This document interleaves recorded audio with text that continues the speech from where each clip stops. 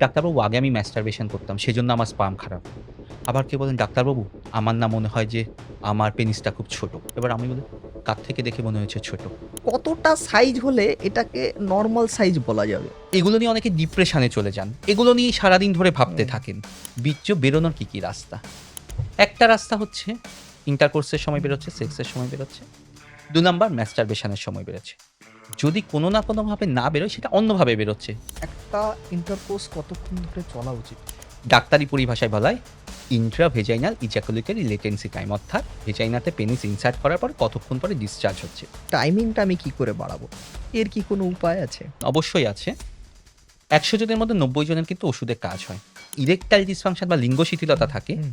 সেটা কিন্তু একটা হার্ট অ্যাটাকের পূর্ব লক্ষণ হতে পারে। মাস্টারবেশন করলে পেনিস সরু হয়ে যায়। এটা সত্যি? প্রিম্যাচিউর ইজাকুলেশন বা ইরেকটাইল ডিসফাংশনের মতন যে সমস্যাগুলো আছে, এই সমস্যাগুলোর জন্য আপনারা কি চিকিৎসা করেন এবং চিকিৎসা চিকিৎসাটা স্টার্ট কিভাবে আপনারা করেন?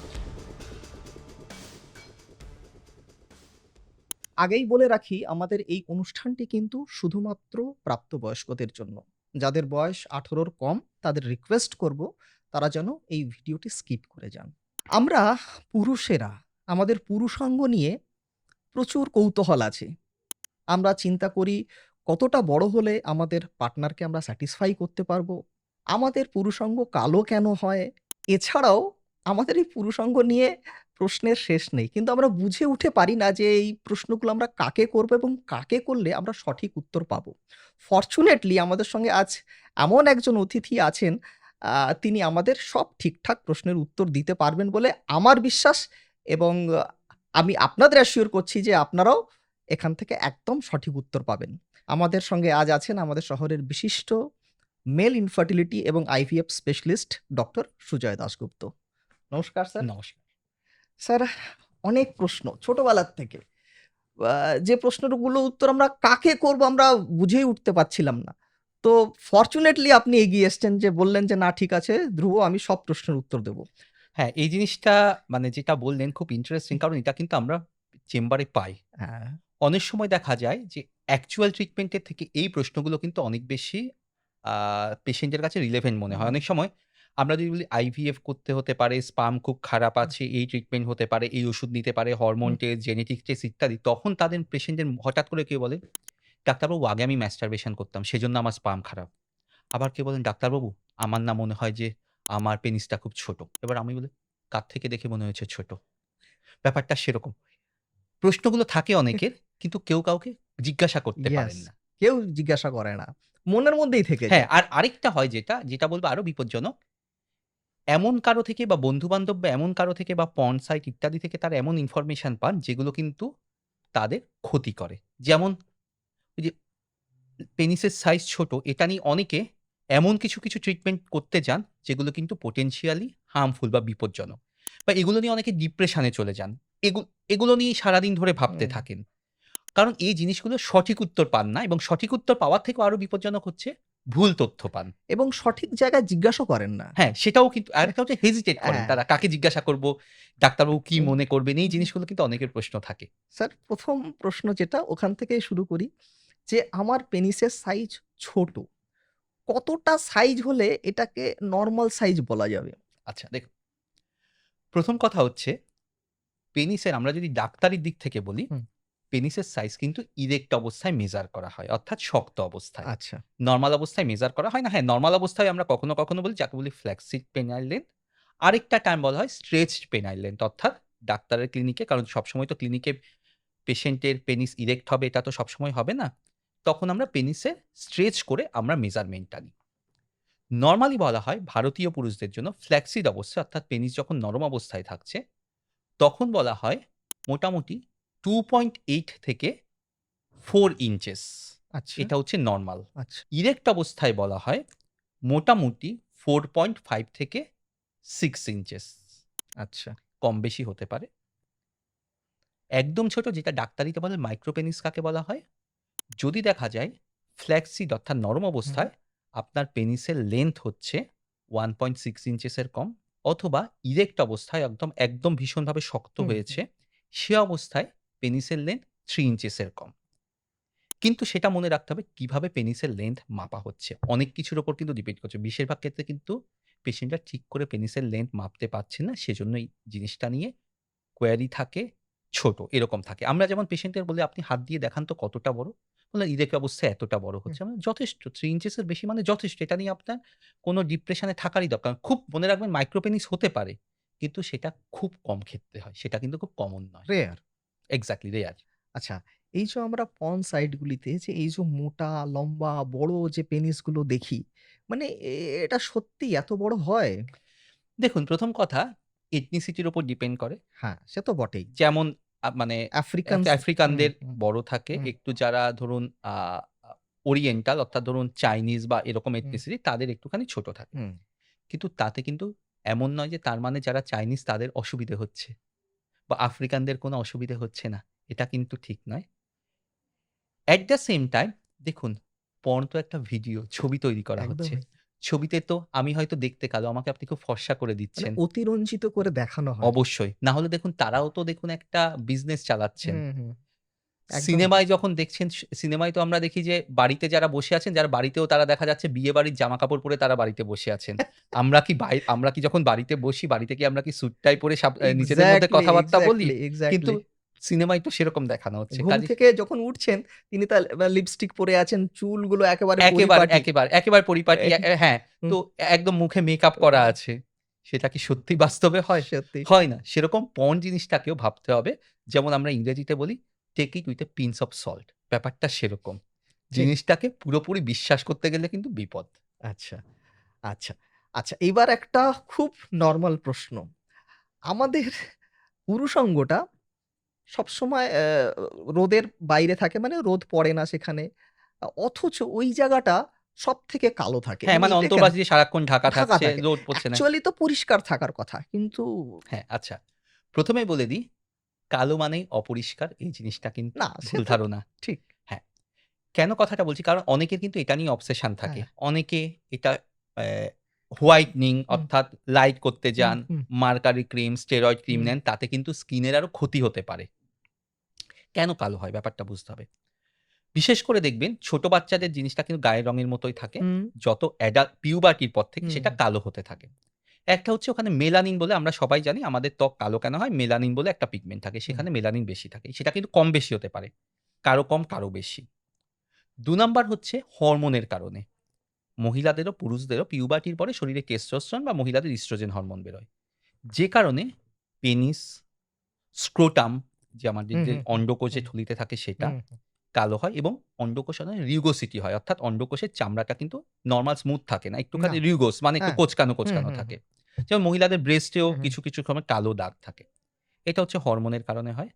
৩ নাম্বার হচ্ছে এটা রোদে থাকে না ঠিকই কিন্তু এটা ঘর্ষণ হচ্ছে, ফ্রিকশন হচ্ছে। আচ্ছা। আমি সারাক্ষণ আন্ডারওয়্যার পরে আছি, ঘাম জমছে, আন্ডারওয়্যার, জামা এগুলোর সাথে ঘষা লাগছে। সারাক্ষণ বসে আছি, হুম, ঘষা লাগছে। হুম, সেজন্য ফ্রিকশন হচ্ছে। এছাড়া হচ্ছে দেখুন আরো কিছু, কিছু এক্টিভিটিস এর জন্য যেমন ধরুন আমি পিউবিক হেয়ার রিমুভ করতে যাচ্ছি। সেখানে র‍্যাশ হচ্ছে। হুম। আরেকটা হচ্ছে বয়সের সাথে, সাথেও কিন্তু পিগমেন্টেশন বাড়তে থাকে। অর্থাৎ জিনিসটা কালো মানেই সেটা খারাপ, মানেই অপরিষ্কার। অনেকে ভাবেন যে সাবান বেশি ঘষবো তাহলে পরিষ্কার হয়ে যাবে বা বিভিন্ন ক্রিম। জায়গায় ক্রিম লাগাবো, ঠিক আছে? বা হচ্ছে অনেকে সেরকম হোয়াইটেনিং করার জন্য লেজার ইত্যাদি, ইত্যাদি করতে যাচ্ছেন। দেখুন এগুলোর দরকার নেই।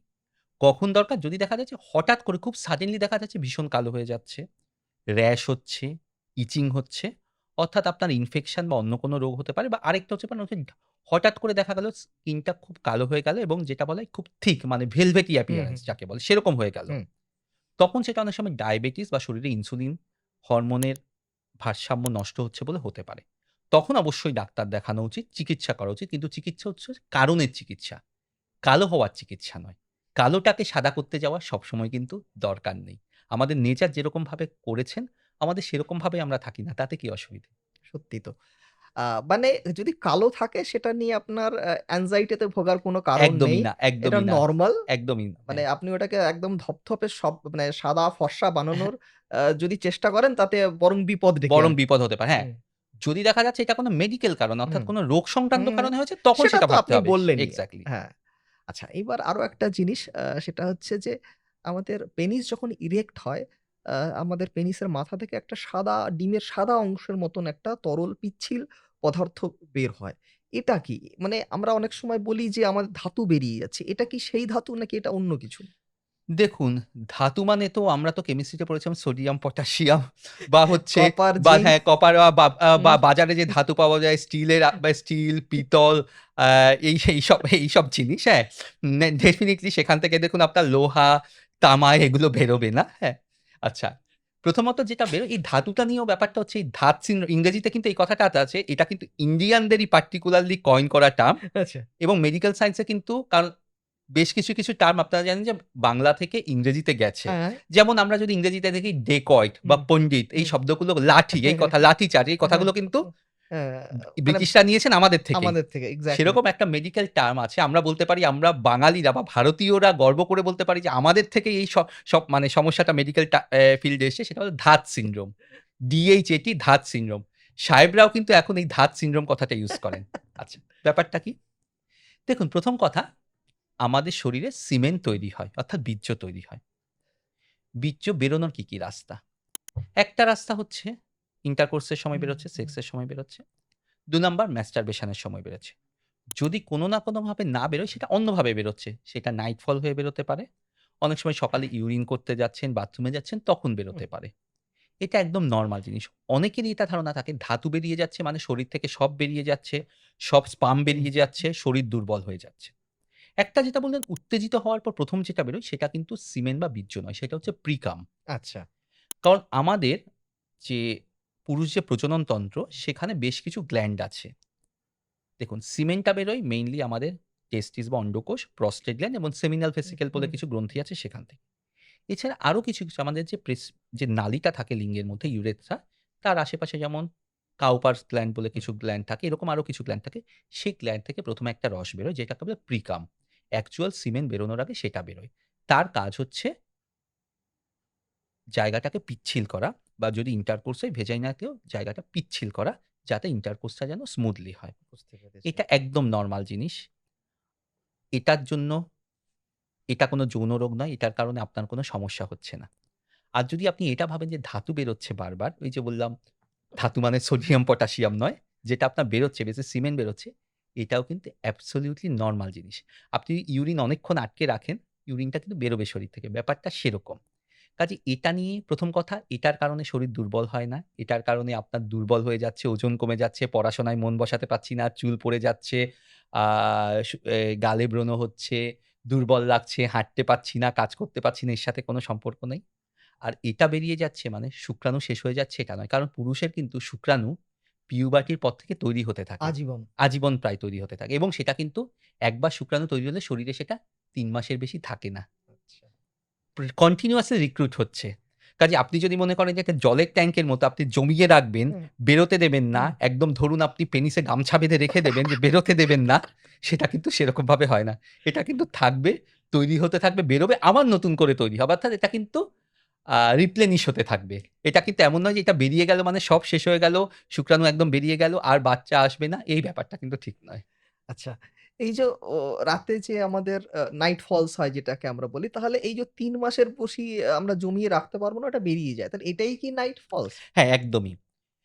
ধাতু পড়া, ধাতু বেরিয়ে যাচ্ছে, পেচ্ছাব করার সময় ধাতু বেরোচ্ছে, আমি যখন বাথরুমে যাচ্ছি ধাতু বেরোচ্ছে, নাইট ফল হচ্ছে, এগুলো নিয়ে অনেকের অনেক হুম, অবাস্তব চিন্তাধারা থাকে, হুম, মিসকনসেপশন থাকে। হুম, অনেক সময় এটা নিয়ে তারা বিভিন্ন ভুল ট্রিটমেন্টের পাল্লায় হুম। পড়েন। আমি বলছি আমরা কিন্তু মাঝে মধ্যে কিছু পেশেন্টকে পাই, তারা কিন্তু এই নাইট ফল হচ্ছে বলে কোনো অবৈজ্ঞানিক চিকিৎসা করছেন। অর্থাৎ যে চিকিৎসাটা করার কথা নয়, যেটা বিজ্ঞানসম্মত নয়। হুম, কোথায় যাচ্ছেন সে ব্যাপারে আমি ডিটেইলস এ বলছি না, কিন্তু সেরকম জায়গায় যাচ্ছেন। পরবর্তীকালে তারা আমাদের কাছে এসছেন হুম। পেশেন্টরা, এরকম কিছু পেশেন্ট, তাদের আর স্পাম বেরোচ্ছেই না। বেরোনোটাই বন্ধ হয়ে গেছে। অর্থাৎ সত্যি তখন তাদের বাচ্চা হতে সমস্যা হচ্ছে। আচ্ছা। কারণ তারা সামান্য জিনিসটাকে বেশি ভেবেছেন, বেশি ভেবে অতিরিক্ত বা ভুল ট্রিটমেন্ট করেছেন। ভুল ট্রিটমেন্টের ফলে তাদের যেটা দেখা গেছে স্পাম আর বেরোচ্ছে না। তো তাদের উদ্দেশ্য ছিল স্পামটা বেরিয়ে যাচ্ছে এটা যেন না বেরোয়। হুম। না বেরোতে গিয়ে এমন কিছু ওষুধপত্র তারা নিয়েছেন তার ফলে আর বেরোনোটাই বন্ধ হয়ে যাচ্ছে। কাজেই দেখুন একটা জিনিস বললাম নাইট ফল একটু আগেই বললাম। ধাতু বেরোনোটা কি যে শরীরে তৈরি হচ্ছে সেটা বেরোবেই। দেখবেন যাদের নিয়মিত সেক্স হয় তাদের নাইট ফল বা স্বপ্নদোষ কম হয়। হুম। যারা নিয়মিত masturbation করেন তাদের নাইট ফল কম হয়। যারা এগুলো করেন না তাদের বেশি হয়। সোজা কথা জিনিসটা বেরিয়ে যাবে শরীর থেকে কোনো না কোনোভাবে বেরোবে। নাইট ফল বা স্বপ্নদোষ হওয়াটা একদম নরমাল জিনিস। আবার বলব, হুম। এই কারণে পরবর্তীকালে ইনফার্টিলিটি হয় না, এই কারণে শরীর দুর্বল হয়ে যায় না, এই কারণে চুল পড়ে যায় না, এই কারণে মেজাজ খিটখিটে হয়ে যায় না, এই কারণে পড়াশোনায় মন দিতে অসুবিধে হয়, এসব ভুল ধারণা। এটা নিয়ে তো আমাদের ছেলেদের মধ্যে প্রচুর প্রশ্ন। মানে যখন আমরা পিউবার্টি থেকে যখন সবেমাত্র একটু অ্যাডাল্টহুড এর দিকে যাচ্ছি, তখন আমাদের মনে এগুলো অনেক রকম প্রশ্ন থাকতো। হ্যাঁ, এই প্রশ্নটার কারণ হচ্ছে এই জিনিসগুলো আমাদেরকে কেউ বলেন না। বলেন। আমাদের দেশে সেক্স এডুকেশন প্র্যাকটিক্যালি থাকে না। একদম নেই। তাও বলব মহিলাদের ক্ষেত্রে পিরিয়ডস বা এই জিনিসগুলো নিয়ে অনেক সময় বাড়িতে মা বা দিদি তারা আলোচনা করেন। হুম। কিন্তু ছেলেদের ক্ষেত্রে আমাদের সাথে কেউ কেউ আলোচনা করেন না। করেন। যে কারণে আমরা যেটুকু তথ্য পাই বন্ধু-বান্ধব থেকে আর হচ্ছে ইন্টারনেট থেকে। এবার সেজন্য দেখতে হবে যে তথ্যগুলো পাচ্ছি সেগুলো সঠিক তথ্য কিনা সবসময়। সেটা আমরা অনেক সময় জাজ করে উঠতে পারি না। আচ্ছা। এইবার আমাদের ছেলেদের মানে মোস্ট কমন কোয়েশ্চেন সেটা হচ্ছে একটা ইন্টারকোর্স কতক্ষণ ধরে চলা উচিত? কতক্ষণ আ টাইমিংটা কতটা হলে ঠিকঠাক? আচ্ছা। আমাদের কাছে মাঝে মধ্যেই দেখুন যখন পেশেন্টরা আসেন আমাদের ক্লিনিকে কোনো ইনফার্টিলিটি বা হুম, ইত্যাদি নিয়ে আমরা সবাইকে জিজ্ঞেস সেক্সের কোনো সমস্যা হয় না তো? হুম, যাদের সমস্যা হয় তারা সত্যিই বলেন হুম, সমস্যা হয়, হুম, ইরেকশন হচ্ছে না, করতে হুম, পারছি না, হুম, ব্যথা লাগছে, ইচ্ছেটা কম, হুম, ডিসচার্জ হচ্ছে না, দেরি করে হুম, হচ্ছে। কিন্তু বেশিরভাগ গ্রুপের মধ্যে একটা খুব কমন একটা তাদের একটা মানে প্রশ্ন বা একটা কনসার্ন থাকে, আমার খুব তাড়াতাড়ি পড়ে যাচ্ছে। আমার কত তাড়াতাড়ি পড়েছে? আমার তো মনে হচ্ছে দেখুন ৪ মিনিট ৫ মিনিটের মধ্যেই পড়ে যাচ্ছে। না আপনার এক্সপেকটেশন কি কতক্ষণ হওয়া উচিত? আমি তো টিভিতে দেখেছি, পর্নে দেখেছি ০.৫ ঘন্টা। ৪০ মিনিট। হ্যাঁ, ৪০ মিনিট ১ ঘন্টা আমরা দেখুন মানুষের পক্ষে সম্ভব নয়। একজন একদিন বললেন যে তার মোটামুটিভাবে মানে তার ওয়াইফ বললেন, "আমার হাসব্যান্ডের খুব তাড়াতাড়ি না কতক্ষণের মধ্যে?" বললাম, "৫ মিনিট।" ৫ মিনিট বলতে হলে তো দেখতে হবে আপনার হাসব্যান্ড হচ্ছে কামদেবের অবতার। ৫ মিনিট মানে যথেষ্ট সময়। নরমালি দেখুন, নরমালি বলা হয় দেখুন টাইম টু টাইম ভ্যারি করে। ৪ থেকে ৭ মিনিট এভারেজ টাইম। হ্যাঁ, এবার ডেফিনিটলি দেখুন কিছু রিসার্চই আছে তারা ঘড়ি ধরে হুম, বলছে একটা হুম, জিনিস হুম। যেটাকে বলা হয় ডাক্তারি পরিভাষায় বলা হয় ইন্ট্রাভেজাইনাল ইজাকুলেটরি লেটেন্সি টাইম অর্থাৎ ভেজাইনাতে পেনিস ইনসার্ট করার পরে কতক্ষণ পরে ডিসচার্জ হচ্ছে। রিসার্চ পারপাসে তারা স্টপ ওয়াচ দিয়ে দেখেছেন কতক্ষণে হচ্ছে। বলা হয় যাদের ১ম থেকেই অর্থাৎ সেক্স লাইফ এর ১ম থেকেই ১ মিনিটের মধ্যেই ডিসচার্জ হয়ে যাচ্ছে, অর্থাৎ পেনিট্রেশন হুম, করার ১ মিনিটের মধ্যেই তাকে আমরা বলি প্রিম্যাচিওর ইজাকুলেশন। অথবা যাদের ১ম দিকে সেক্স লাইফ এর ১ম দিকে ডিসচার্জ টাইম নরমাল ছিল, পরবর্তীকালে সেটা ৩ মিনিটের কম হয়ে গেছে, তখন আমরা তাকে বলি প্রিম্যাচিওর ইজাকুলেশন। আচ্ছা।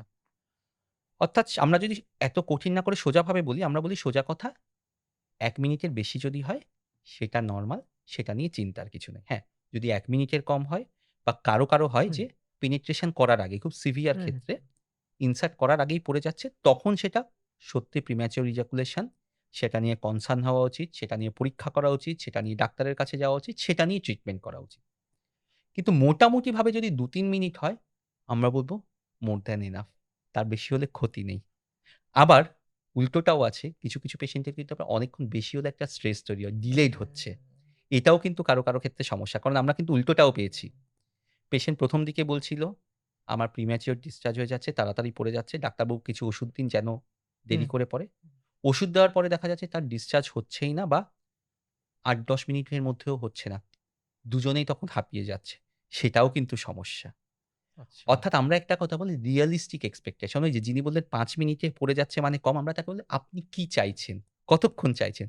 ০.৫ ঘন্টা সম্ভব নয় কোনো মানুষের মানে পক্ষে। আপনি যদি ওই ইন্টারনেটে দেখে যদি আপনি ধরে থাকেন যে আমি ৪০ মিনিট ধরে করব, হ্যাঁ, তাহলে তো মুশকিল আছে। হ্যাঁ, আর এটা মনে রাখবেন ইন্টারনেটে যেটা দেখানো হচ্ছে সেটা সত্যি না। দেখুন আমি ধরুন আপনার সাথে ২ মিনিট বাদে আমি আপনি যে প্রশ্ন উত্তর হুম, করছেন হুম, আমি ১০ টা প্রশ্ন উত্তর দেই ২ মিনিট হ্যাঁ, হ্যাঁ, বাদে। ২ মিনিট কথা বলছি, জল হুম, খাচ্ছি। হুম, আবার ২ মিনিট কথা হুম, বলছি, ঘুরে এলাম। হুম। আপনি ধরুন এই যে ৫ টা কথা বললাম ২ মিনিট ধরে ১০ মিনিট। আপনি একটানা ১০ মিনিট দেখিয়ে দিলেন। লোকে কিন্তু ভাববে আমি আপনার সাথে ১০ মিনিট একটানা বকে গেলাম, বসে একদম উঠলামই না। ব্যাপারটা সেরকম। হয়তো ১০ টা ক্লিপিংকেই পরপর দেখানো জুড়ে হচ্ছে। দিয়েছে। জুড়ে দিয়েছে এবং হুম, ওই যে বললাম লোকে ভার্চুয়াল হুম, ওয়ার্লডটাকে হুম, বিশ্বাস করছে। যেটা দেখুন এটা তো আপনি সামনে দেখেননি। এটা তো ভিডিওতে হুম, দেখছেন। হুম। সেটা তো সত্যি নাও হতে পারে।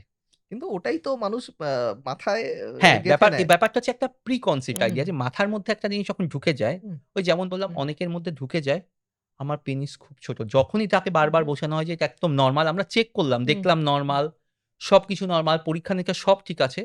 তারপরও তার মাথায় একটা অবসেশন কাজ করে, না এটা অ্যাবনরমাল, এটার জন্যই সমস্যা হচ্ছে, এটার জন্যই সমস্যা হতে পারে।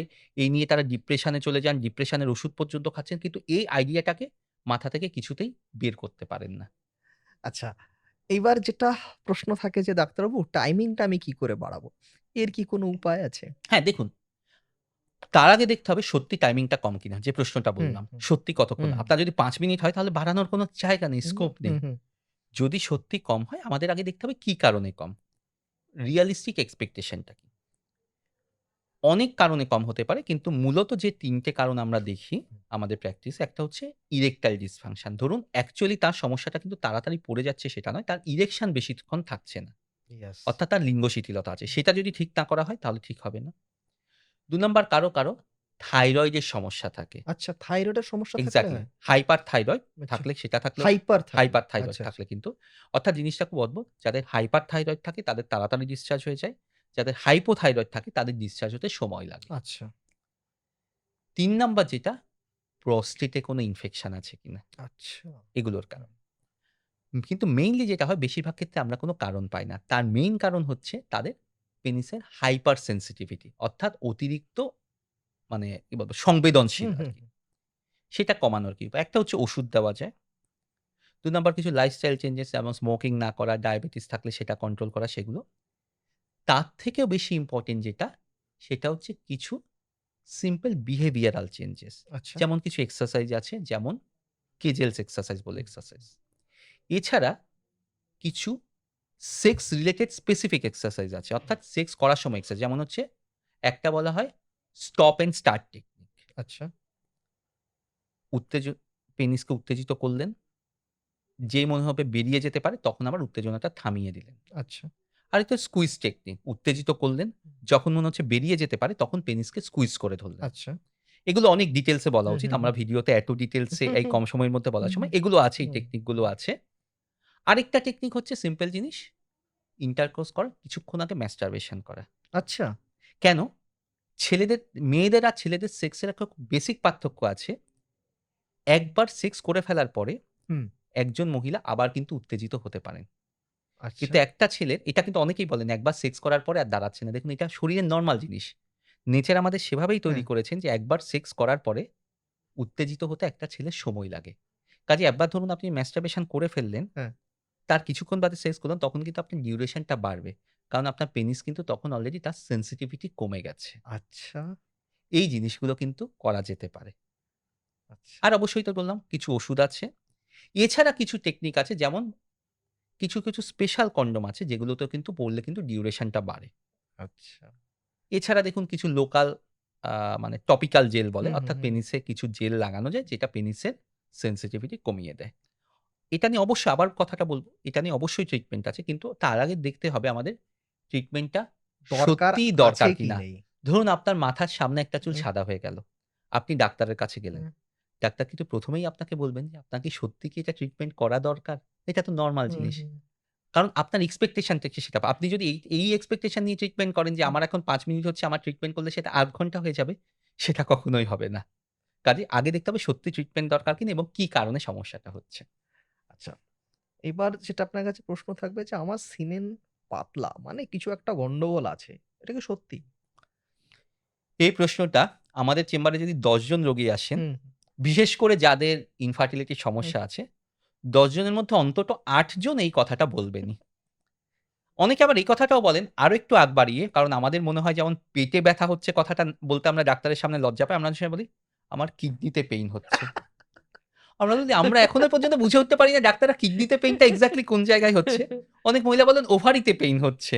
আমরা নিজেরাই মানে পেটে হাত দিয়ে বুঝে উঠতে পারি না কোথায় কিডনি আছে, আগে কোথায় থেকেই উনি রোগ নির্ণয় করে রোগ নিয়েছেন। নির্ণয়। কারণ পেটে ব্যথাটা কথাটা বলতে একটু আমার লজ্জা লাগছে। ইংরেজি না বললে হবে না। সেরকম কেউ বলেন আমার ধাতু, ওই আবার ধাতুতে চলে এলাম। ধাতু পাতলা হচ্ছে। আবার কেউ একটু ইংরেজি বলার জন্য বলেন, আমার স্পার্ম কাউন্টটা কমে যাচ্ছে। আমরা কি করে কমলেন? আপনি কোন ল্যাব থেকে করেছেন? কত মিলিয়ন আছে? না ল্যাব থেকে নয়, দেখুন জলের মতো হচ্ছে, পাতলা হচ্ছে।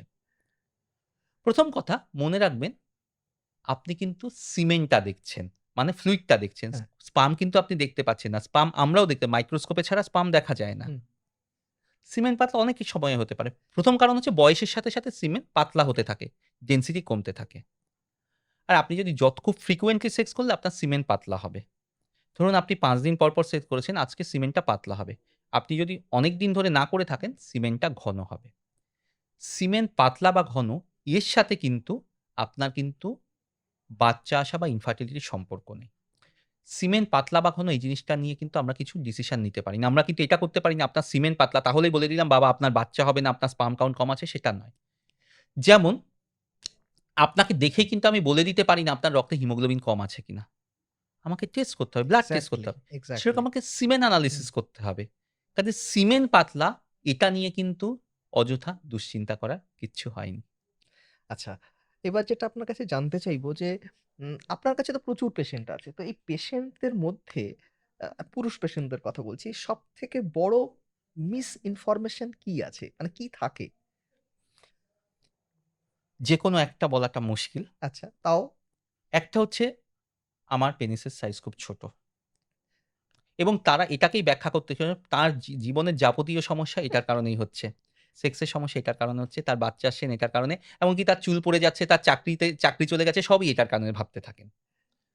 ২ নাম্বার হচ্ছে আমার একবার সেক্স করার পরে আরেকবার করতে পারছি না। আমরা যেটা হুম, অ্যাবসোলিউটলি হুম। নরমাল। ৩ নাম্বার শরীর থেকে ধাত বেরিয়ে যাচ্ছে। সেজন্য আমার বাচ্চা হচ্ছে না, সেজন্য আমি দুর্বল হয়ে যাচ্ছি, আমার কনসেনট্রেশন কম হচ্ছে ইত্যাদি। এরপরে হচ্ছে আমি আগে ম্যাস্টারবেশন করতাম, সেজন্য আমার স্পার্ম কাউন্ট কমে গেছে। আরেকটা হচ্ছে আমার সেক্সের ডিউরেশন খুব কম তাড়াতাড়ি পড়ে যাচ্ছে। কতক্ষণ? ৫ মিনিটে পড়ে যাচ্ছে, এটা ভীষণ তাড়াতাড়ি। এইগুলো হচ্ছে মিসকনসেপশন এবং এগুলো তাদের মাথায় এমনভাবে ঢুকে যায় যে ঘন্টার পর ঘন্টা বোঝানোর পরেও কিন্তু তার কিন্তু সেই জিনিসটা মাথা থেকে বের করাটা মুশকিল হয়ে যায়। স্যার আমি কারণ আমার সাথে কথা বলছেন তিনি ৫ মিনিট। ছোটবেলা ১২-১৩ বছর থেকে তিনি পর্ন দেখে বিভিন্ন বন্ধুদের থেকে এই জিনিসগুলো জেনে এসেছেন যে এই জিনিসটাই হচ্ছে ঠিক। কাজে আমি যেটা ৫ মিনিটে বলছি সেটা কিন্তু তার পক্ষে কিন্তু কি বিশ্বাসযোগ্য করে হচ্ছে হবে? না। সে তো ছোটবেলা থেকে দেখে একদমই, আসছে। একদমই, ওটা তো মাথায় গেঁথে আসছে। একদম, স্যার একদমই। আমি আরেকটা জিনিস এড করতে চাই। সেটা হচ্ছে যে মাস্টারবেশন করলে পেনিস সরু হয়ে যায়। এটা সত্যি? একদম ভুল ধারণা। তাহলে তো বলতে হবে সেক্স করলেও পেনিস ছোট হয়ে যায়। মাস্টারবেশনটা তো বেসিক্যালি সেক্সের মতোই হুম, একটা জিনিস। হুম, আপনি উত্তেজিত করছেন হুম, হুম, নিজেকে। হুম, হুম। এটা তো দেখুন একদম একটা ভ্রান্ত ধারণা। এর সাথে সরু হওয়া, মোটা হওয়ার কোনো কিন্তু আবার বললাম সরু মোটা ডিপেন্ড করছে আপনি কতটা সেক্সুয়ালি এক্সাইটেড হচ্ছেন তার উপর এবং মেজারমেন্ট গুলো নিয়ে আমরা ১ম এই আলোচনা করলাম। কাজেই মাস্টারবেশন এর সাথে কিন্তু ছোট হওয়া, সরু হওয়ার কোনো সম্পর্ক নেই। আচ্ছা। এইবার চলে আসি যে যাদের ধরুন সমস্যা আছে, তারা কখন একজন স্পেশালিস্টের কাছে যাবে এবং কোন, কোন সমস্যা থাকলে যাবেন? যেমন আপনি বললেন যে পেনিস ছোট মানে আপনি নরমাল সাইজ আপনি এটা বলে দিলেন। তারপর অনেক লোকে আছেন যে তারা মনে করেন যে আমার পেনিসের সাইজ ছোট। তারপরেও তারা চিকিৎসকের কাছে যান।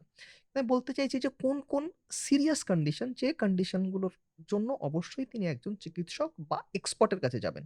এবং সেই এক্সপার্ট বলতে তারা কি বুঝবেন? আচ্ছা, ১ম কথা যেটা বললেন সিরিয়াস হুম, সমস্যা। হুম, হুম। আগে দেখতে হবে যেগুলো নিয়ে একদম অবহেলা করা উচিত নয়। ঠিক। একটা হচ্ছে বাচ্চা আসতে সমস্যা হচ্ছে। হুম, অত আপনি স্পার্ম টেস্ট করিয়েছেন বা হুম, করাননি। ঠিক। কিন্তু সেক্ষেত্রে হাসব্যান্ড ওয়াইফ দুজনকেই কিন্তু যেতে হুম, হবে। অনেক হুম, সময় আমরা পাই শুধু স্পার্মের সমস্যা হাসব্যান্ড একা চলে এসেছেন। মনে রাখবেন বাচ্চাটা কিন্তু ওয়াইফের শরীরে আসবে। সেজন্য হুম। দুজনকেই দেখতে হবে। আচ্ছা, ২ নাম্বার হচ্ছে আগে আপনার এমন কিছু রোগ হয়েছে যেটার কারণে আপনার ফার্টিলিটি বাচ্চা আসার ক্ষমতা কমে যেতে পারে। আচ্ছা। ডায়াবেটিস, মামস অর্কাইটিস অর্থাৎ মামসে আমরা জানি গাল ফুলে হুম, যায় হুম। কিন্তু তার সাথে কারো, কারো অর্কাইটিস অর্থাৎ অন্ডকোষেও ফুলে যায় বা ব্যথা হয়। আচ্ছা। আপনার ধরুন এর আগে কোনো ক্যান্সারের ট্রিটমেন্ট হয়েছে যে কারণে স্পার্ম কাউন্ট এফেক্টেড হতে পারে। আপনার জন্মগত সমস্যা যেমন আনডিসেন্ডেড টেস্টিস অর্থাৎ অন্ডকোষের দুটোর মধ্যে যেকোনো একটা স্ক্রোটামে অর্থাৎ শরীরের বাইরে ছিল না জন্ম হুম, হুম, থেকে। পরে নামানো হয়েছে বা নামানো হয়নি। অপারেশন যেমন ভেরিকোসিল যেমন অন্ডকোষের উপরে শিরা ফুলেছিল সেটা অপারেশন করা হয়েছে বা অপারেশন করা হুম, হয়নি হুম, এখনো ফুলে আছে। অন্ডকোষে হঠাৎ করে সাইজ চেঞ্জ হচ্ছে, হঠাৎ করে ফুলে যাচ্ছে হুম। বা হঠাৎ করে ছোট হয়ে যাচ্ছে বা ব্যথা হচ্ছে। ৩ নাম্বার হচ্ছে কোনো সেক্স প্রবলেম হচ্ছে যেটা সত্যি সিরিয়াসলি আপনাকে এফেক্ট করছে। যেমন ইরেকটাইল ডিসফাংশন লিঙ্গ শিথিলতা। সেক্স করার সময় ডিসচার্জ হচ্ছে না বা খুব দেরিতে হচ্ছে বা খুব কম হচ্ছে। অথবা ডিসচার্জটা এত তাড়াতাড়ি হচ্ছে যে যেটা আপনার পার্সোনাল লাইফে এফেক্ট এফেক্ট করছে। করছে। এইগুলো হচ্ছে ১ম কথা, এগুলো নিয়ে বাড়িতে বসে থাকার কথা। ২ নাম্বার যে কথাগুলো বললাম, যেগুলো আমাদের কাছে হুম, সিরিয়াস নয় ডাক্তারদের কাছে, কিন্তু পেশেন্টের কাছে সিরিয়াস। কেন সেগুলোকে পেশেন্টের কাছে সিরিয়াস বলব? যাতে তারা ভুল দিকে চালিত না হন। শুধু বাড়িতে বসে থেকে ডিপ্রেশনের শিকার না হন। ভুল তথ্য না পান, ভুল জায়গায় ট্রিটমেন্টের জন্য না যান। কি? যেমন আপনার যদি মনে হয়ে থাকে আমার অর্গানের সাইজটা খুব ছোট। হুম, আপনার মনে হয়ে যাচ্ছে যে এই যে সিমেন্ট বেরিয়ে যাচ্ছে, নাইট ফল হচ্ছে হুম। ইত্যাদি আপনাকে ভীষণভাবে এফেক্ট করছে।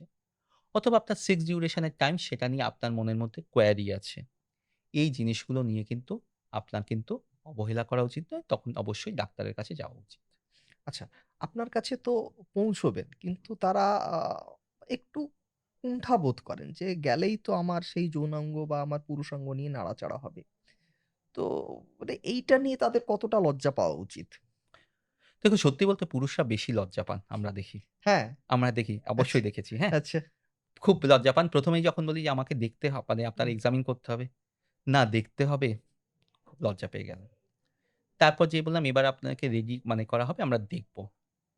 যখন রেডি করা হচ্ছে, অনেক সময় দেখা যায় বলে দিলাম যে কি দেখা হবে যাতে হুম, তারা হঠাৎ করে হুম, মানে অপ্রস্তুত হুম, না হুম, হন। কারণ আমাদের এক্সামিন করার হুম, আলাদা রুম হুম, হুম, থাকে।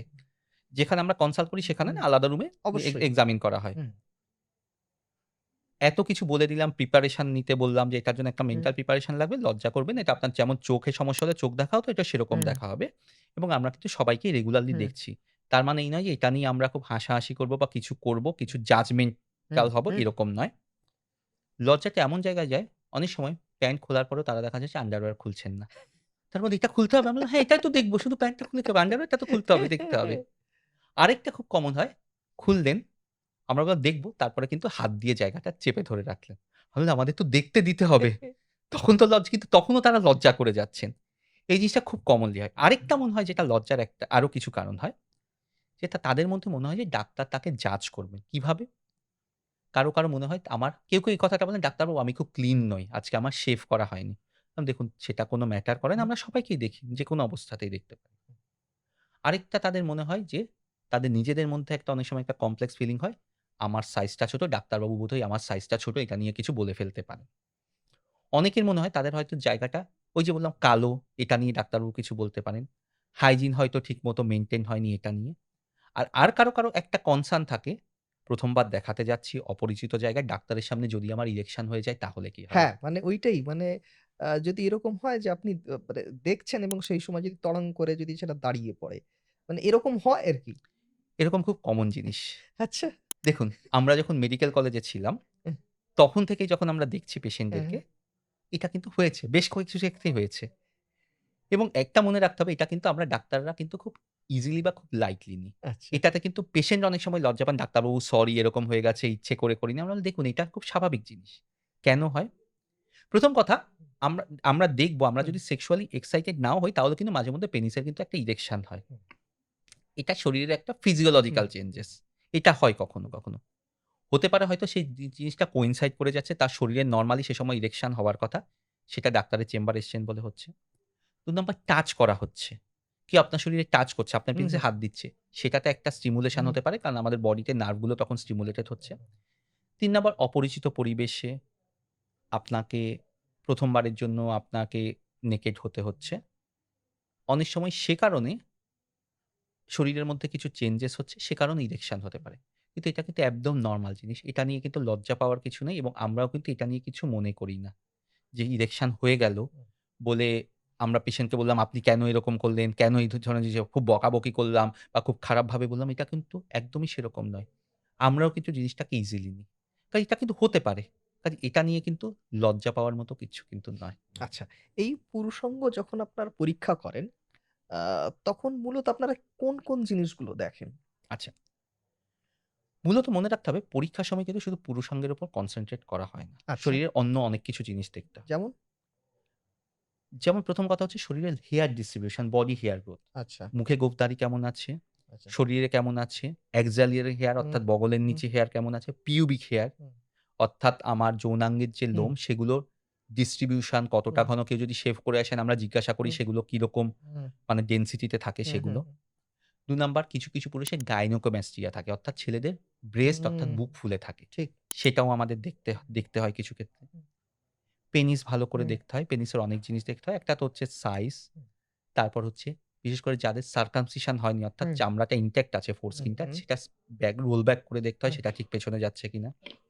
ওপেনিং যে ফুটোটা আছে ফুটোটা কোন জায়গায় আছে। কারো জন্মগতভাবে ফুটোটা খুব নিচের দিকে থাকে। তাদেরও সমস্যা হতে পারে। আচ্ছা। সেগুলো দেখতে হয়। ফুটোটা খুব যেমন ফোরস্কিনটা পেছনে না গেলে ফাইমোসিস হুম, বলে সেটা হুম, আছে হুম, কিনা দেখতে হয়। এরপরে আমরা আসি অন্ডকোষে। স্ক্রোটাম সেই থলি দুটো টেস্টিসই আছে কিনা, না থাকলে কোথায় আছে, কুঁচকিতে আছে কিনা, কুঁচকিতে কোনো ফোলা আছে কিনা, অন্ডকোষের যে টেস্টিস দুটো তার সাইজ কিরকম, তার নরমাল সেশনশন অর্থাৎ স্কুইজ করলে একটা হুম, একটা যে আমরা দেখেছি হুম, যদি টেস্টিস স্কুইজ করে একটা ফিলিং হয় হুম, পিকুলিয়ার, হুম, হুম। সেটা হচ্ছে কিনা, টেস্টিসের উপরের অংশ এপিডিডাইমিস বলে সেখানে ফোলা ব্যথা কিছু আছে কিনা, তার উপরে ভাস ডিফারেন্স বলে দুটো নালী আছে সেগুলো জন্মগতভাবে তৈরি হয়েছে বা সেখানে কোনো অ্যাবনরমালিটিস আছে কিনা, ভেরিকোসিল যেটার জন্য পেশেন্টকে আমাদের দাঁড় করিয়ে অনেক সময় বলতে হয় ভ্যালসেল বা অর্থাৎ মুখ ফুলিয়ে, হুম, পেট ফুলিয়ে দেখতে হয় সেই শিরাগুলো ফুলে আছে কিনা। হুম, হুম, ওভারঅল আ সেখানে কোনো কুঁচকিতে বা স্ক্রোটামে যৌনাঙ্গে কোনো ফাঙ্গাল ইনফেকশন আছে কিনা বা অন্য কোনো স্কিন র্যাশ বা কিছু আছে হুম, কিনা। অনেক সময় কারো পেনিসে বা টেস্টিস অনেক সময় কিছু র্যাশ থাকে, হোয়াইট প্যাচ থাকে অর্থাৎ সাদা হয়ে যাচ্ছে চামড়াটা হুম, অস্বাভাবিকভাবে বা টেস্টিসে কোনো সিবেসিয়াস সিস্ট অর্থাৎ ব্রণের মতো কিছু ফোড়া হচ্ছে। আর কিছু ক্ষেত্রে প্রস্টেট গ্ল্যান্ড দেখার দরকার হয়। প্রস্টেট গ্ল্যান্ড দেখার জন্য যেটা উপায় সেটা হচ্ছে পার রেক্টাল এক্সামিনেশন অর্থাৎ মলদ্বারের মধ্যে আঙুল ঢুকিয়ে দেখতে হয়। আচ্ছা। সেটা নিয়ে অনেকে ভয় পান, লজ্জা পান কিন্তু এটা একটা স্বাভাবিক জিনিস তাতে কিন্তু কোনো ব্যথা লাগে না। আর প্রস্টেট গ্ল্যান্ড ক্লিনিক্যালি দেখার একমাত্র উপায় হচ্ছে পার রেক্টাল এক্সামিনেশন। তার মানে যেটা বুঝলাম যে এই যে আপনারা লজ্জা পান, এটার পাওয়ার কোনো দরকার নেই। কারণ একজন ডাক্তারবাবু এতগুলো জিনিস দেখেন। মানে মানে যেটা আপনি প্যান্ট পরা অবস্থায় মানে কোনো ডাক্তারবাবুর কাছে মানে কোনো ডাক্তারবাবুর পক্ষে দেখা সম্ভব নয়। হ্যাঁ, অবশ্যই এবং এই জিনিসটা মনে রাখবেন এটা কিন্তু ডাক্তাররা কিন্তু নিয়মিত দেখছেন হুম, চেম্বারে, হ্যাঁ? শুধু আপনাকেই দেখা হচ্ছে এবং আপনাকে নিয়ে হাসাহাসি করা হবে, ঠাট্টা করা হবে এই জিনিসগুলো কিন্তু একদম কিন্তু ভুল ধারণা। মানে এটা নিয়ে আপনার লজ্জা পাওয়ার একদম কোনো কারণ একদমই আপনি নেই। যদি লজ্জা পান তাহলে তো আপনি সমস্যা থেকে তাহলে বেরোতে দেখুন পারবেন। সমস্যা থেকে বেরোতে পারবেন না। হুম, কারণ আপনার যদি আজকে যদি হাতে যদি হুম, একটা ধরুন ব্যথা হচ্ছে, ফোলা হচ্ছে হুম, আপনার হাত দেখাতে হুম, হবে। আপনার যদি আজকে যদি চোখে কোনো সমস্যা চোখ দেখাতে হুম, হবে। বুকে যদি সমস্যা হচ্ছে আপনাকে জামা খুলে বুক দেখাতে হবে। এক্সাক্টলি সেরকম যেখানে সমস্যা হচ্ছে সেই জায়গাটা দেখাতে হবে। ঠিক। আচ্ছা, স্যার এবার চলে আসবো যে এর চিকিৎসা আপনারা কিভাবে করেন? আমি ইনফার্টিলিটিটা বাদ দিয়ে দিচ্ছি। কারণ ওটা অনেক বড় বিষয়। ওটা নিয়ে আমরা অন্য অবশ্যই। একদিন আলোচনা করব। কিন্তু এই যে প্রিম্যাচিউর ইজাকুলেশন বা ইরেকটাইল ডিসফাংশন এর মতন যে সমস্যাগুলো আছে, এই সমস্যাগুলোর জন্য আপনারা কি চিকিৎসা করেন এবং চিকিৎসা চিকিৎসাটা স্টার্ট কিভাবে আপনারা করেন? চিকিৎসার স্টার্টের ১ম ধাপ হচ্ছে হিস্ট্রি নেওয়া প্রপারলি, থরোলি ভালো করে অনেক প্রশ্ন করা হুম, হয়। এক্সাক্টলি কি সমস্যা হয়? কারণ হুম, অনেক সময় পেশেন্টরা গোল হুম, কথাবার্তা হুম, বলে। আমার সেক্স কম, আমার স্ট্যামিনা কম, আমার দুর্বলতা আছে। এই জিনিসটা স্পেসিফিক কি? এটার মানে কি আপনার ইচ্ছেটা কম? ইরেকশন হচ্ছে না, না তাড়াতাড়ি ডিসচার্জ হচ্ছে। এক্সাক্টলি পিন পয়েন্ট করে আমরা সব হুম, প্রশ্নগুলো হুম, করি। তারপর যেটা বললাম এক্সামিন করা হয়। তার গোপনাঙ্গ চেক করা হবে। হুম, কিছু ব্লাড টেস্ট করার দরকার হয়। মনে রাখতে হবে এক্ষেত্রে অনেক পরীক্ষা হয়। সব পরীক্ষা সবার দরকার হয় না। কিছু ক্ষেত্রে আল্ট্রাসাউন্ড, ইনফেকশন এর পরীক্ষা ইত্যাদির দরকার হতে পারে। সবার সব পরীক্ষা হুম, দরকার হয়। চিকিৎসা ডিপেন্ড করছে প্রথমত আমরা কারণ খোঁজার চেষ্টা করি। কোন কারণ পাওয়া যাচ্ছে কিনা। ডায়াবেটিস আছে কিনা, স্মোকিং করছেন কিনা। কারণ সেগুলো যদি ঠিক না করা হয়, হাজারটা ওষুধ দিয়ে লাভ হবে না। ঠিক। লাইফস্টাইল চেঞ্জেস, ওজন বেশি আছে, ওজন কমানো, বেশিক্ষণ বসে না হুম, হুম, থাকা, খুব বেশিক্ষণ একটানা বা ড্রাইভ না করা, এই জিনিসগুলো দেখা হয়। তারপর আমরা সে অনুযায়ী ওষুধ দিই। ওষুধের সাথে আরো যেমন বললাম কিছু বিহেভিয়ারাল থেরাপি, কিছু এক্সারসাইজ দেখানো হয়, কিছু সেক্স স্পেসিফিক এক্সারসাইজ, কেজেলস এক্সারসাইজ এগুলো দেখানো হয়। কিন্তু মনে রাখতে হবে ওষুধ যখন দেওয়া হচ্ছে একটা খুব কনসার্ন থাকে, ওষুধ নিলে কি সারা জীবনই খেতে হবে? তার মানে আমি কি হুম, ওষুধের উপর ডিপেন্ডেন্ট হয়ে পড়লাম? যতবার করব ততবারই ওষুধ খেতে হবে? উত্তর হচ্ছে না। বেশিরভাগ পুরুষ দেখা গেছে ২ মাস, ৩ মাস বা ৬ মাসের পর ওষুধ ছাড়াই স্বাভাবিকভাবে করতে পারেন। আচ্ছা। কারণ মনের মধ্যে যে কনফিডেন্স তৈরি হলো, শরীরেও কিছু চেঞ্জেস হয়ে গেল, তারপর কিন্তু আর ওষুধের দরকার হয় না। বেশিরভাগ পুরুষই আমাদের কাছে কিন্তু ৩-৪ মাস বাদে এসে বলেন, "এখন ওষুধ ছাড়াই করা যাচ্ছে, ওষুধের দরকার হচ্ছে না।"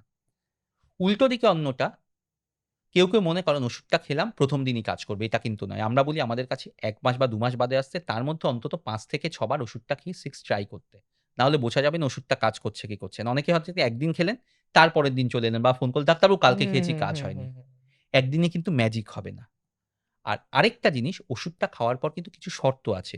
যেমন এক্ষেত্রে কিছু যে ওষুধ আছে যেগুলো খুব ফ্যাট জাতীয় খাবার বা তেল জাতীয় খাবার খাওয়ার পর কাজ করবে না। আচ্ছা।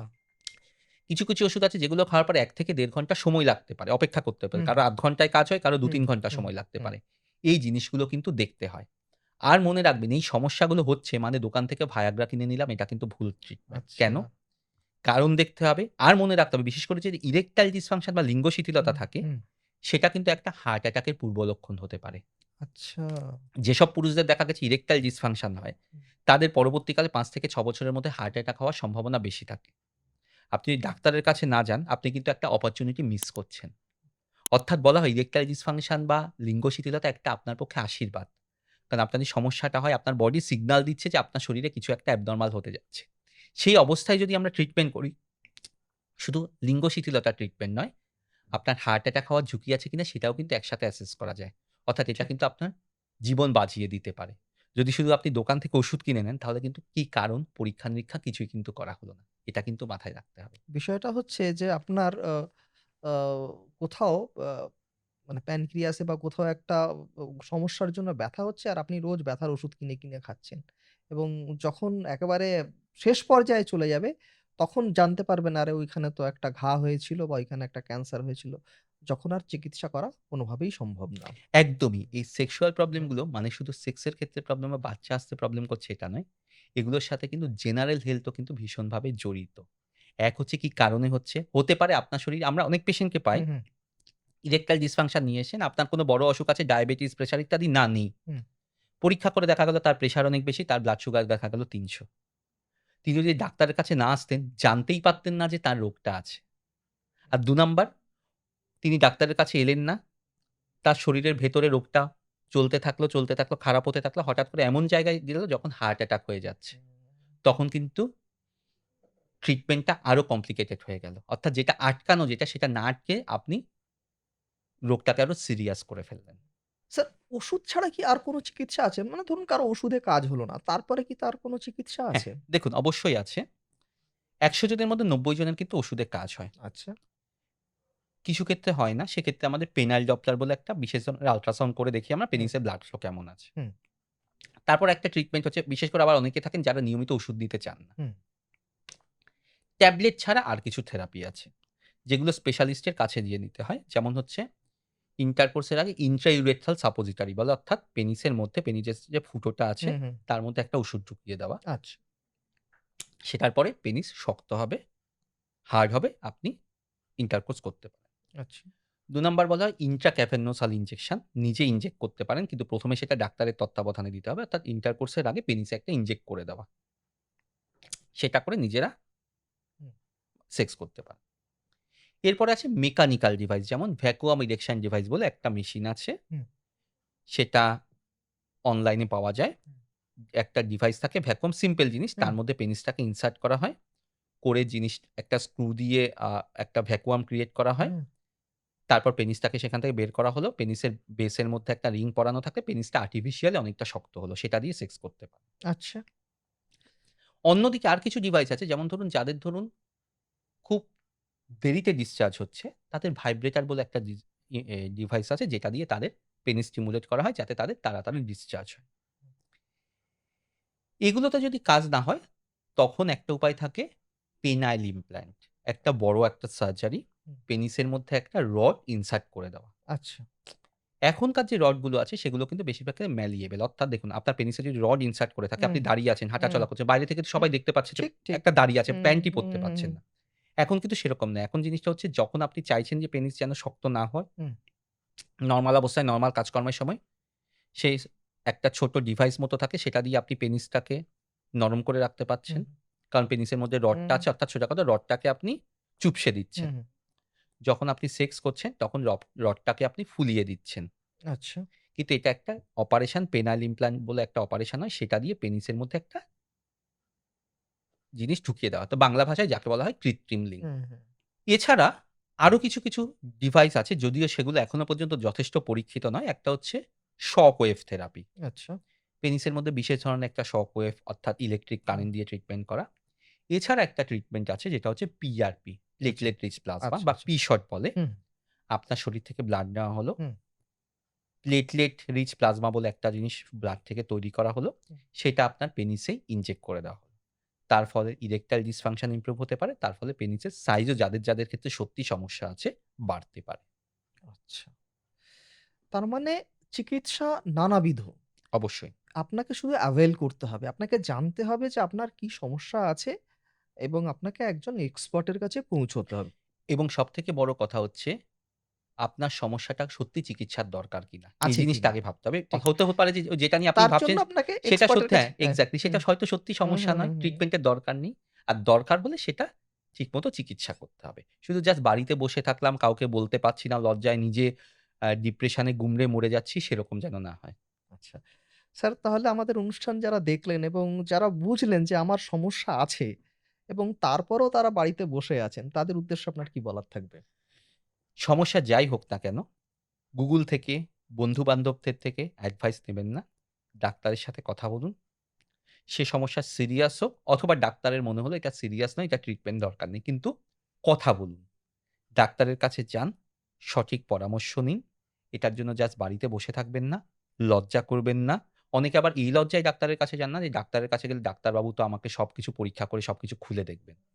এটা খুব স্বাভাবিক জিনিস। এটা নিয়ে লজ্জা করার কিছু নেই। হ্যাঁ? চুপচাপ বসে থাকবেন না, ডাক্তারের সাথে কথা বলুন। থ্যাংক ইউ সো মাচ ডাক্তারবাবু। এত সুন্দর করে আমাদের প্রত্যেকটা প্রশ্নের আ উত্তর দিলেন আমাদের এবং বুঝিয়ে দিলেন। তো যাই হোক এরপরও যদি আপনাদের কোনো প্রশ্ন থাকে অপেক্ষা করুন। আমাদের এর ২য় পর্ব আসতে চলেছে। তো সেখানে আমরা বাকি প্রশ্নগুলো কভার করে নেব। তো এছাড়াও যদি আপনাদের কোনো প্রশ্ন থাকে আপনারা কমেন্ট বক্সে লিখে জানাতে পারেন। আমরা চেষ্টা করব তার যথাযথ উত্তর দেওয়ার।